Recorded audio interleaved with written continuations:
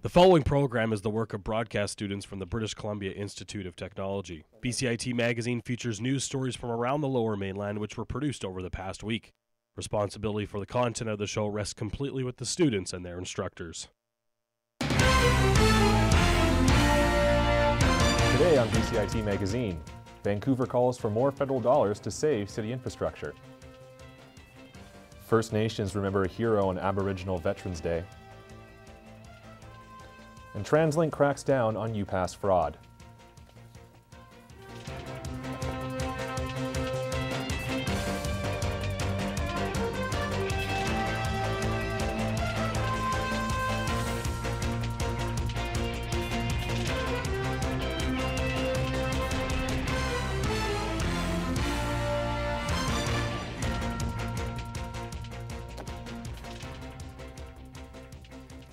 Hello and welcome to BCIT Magazine. I'm Nathan Tennant.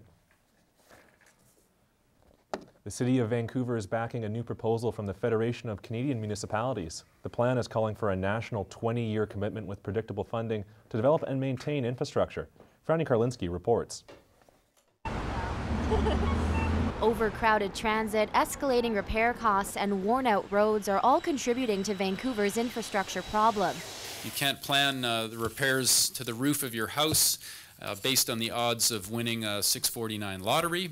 The Federation of Canadian Municipalities, with the support of Mayor Gregor Robertson, says Canada needs a 20-year plan to fix its crumbling infrastructure. We propose an increase in federal funding for municipal infrastructure from the current $3.25 billion to $5.75 billion. The annual boost is the key suggestion, but funds would need to be matched by the province and municipalities themselves. This is just to catch up on infrastructure that's falling apart across the country, to reduce traffic congestion.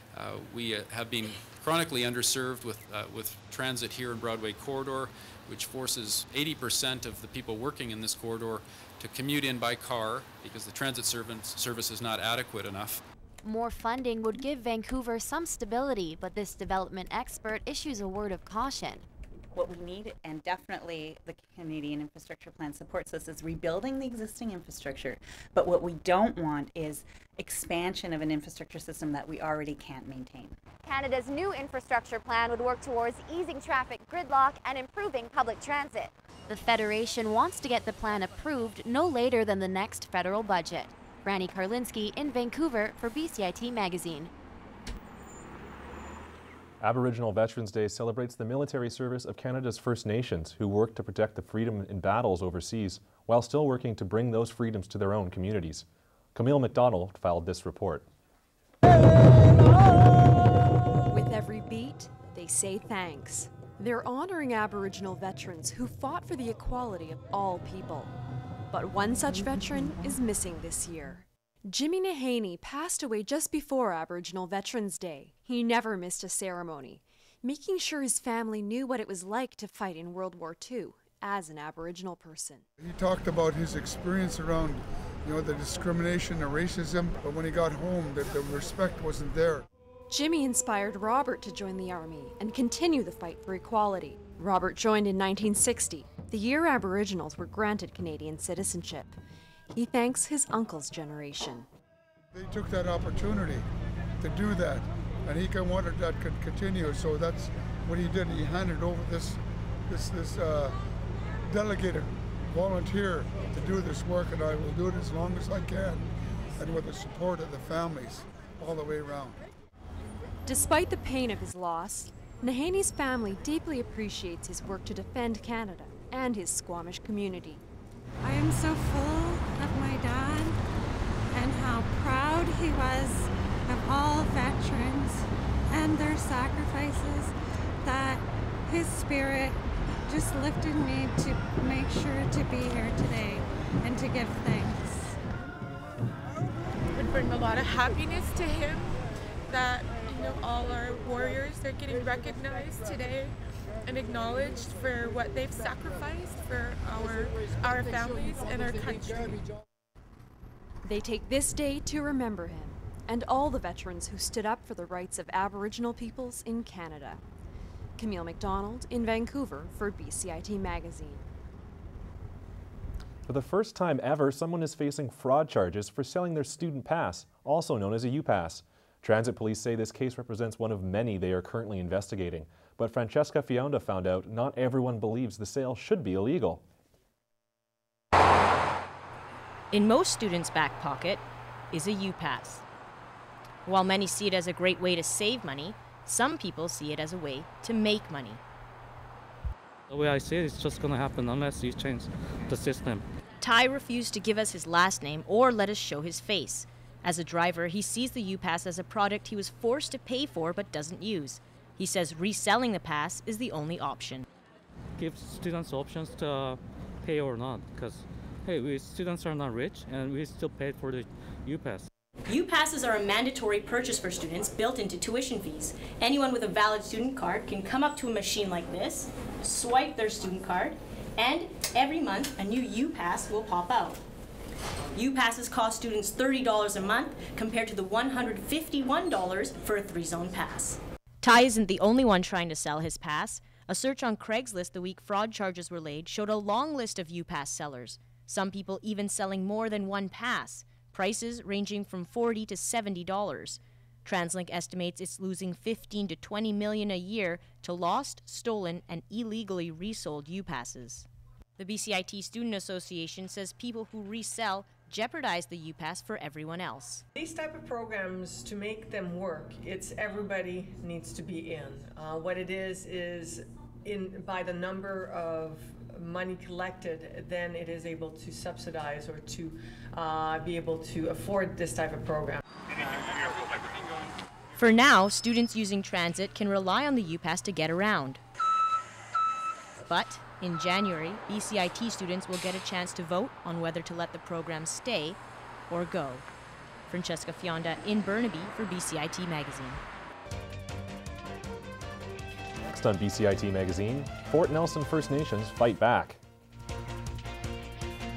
And Vancouver's oldest used bookstore is closing its doors.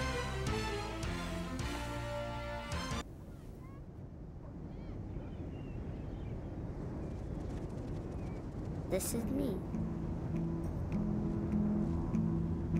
And my mom and dad. And my big brother Alex. And Jack.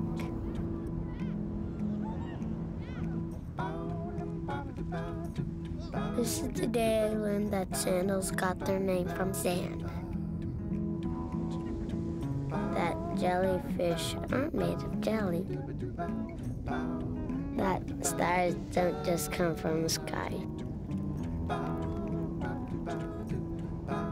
That the ocean is bigger than all of us.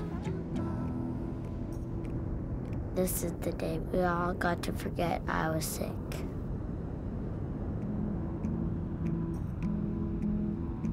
This was my wish.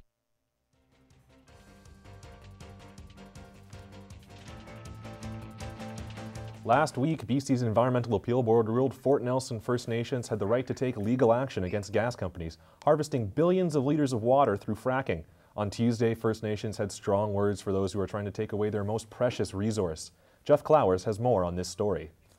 They're refusing to look at the big picture and the cumulative effects and impacts of what's going on in Northeast British Columbia, the breadbasket for this province. Members of the Fort Nelson First Nations gathered in downtown Vancouver on Tuesday to push for a reform in the relationship between First Nations, government, and gas companies. Lands Director Lana Lowe says the trio have had strained talks in the past, brought on by a disagreement on the long-term impact fracking has on the land and people in northern BC.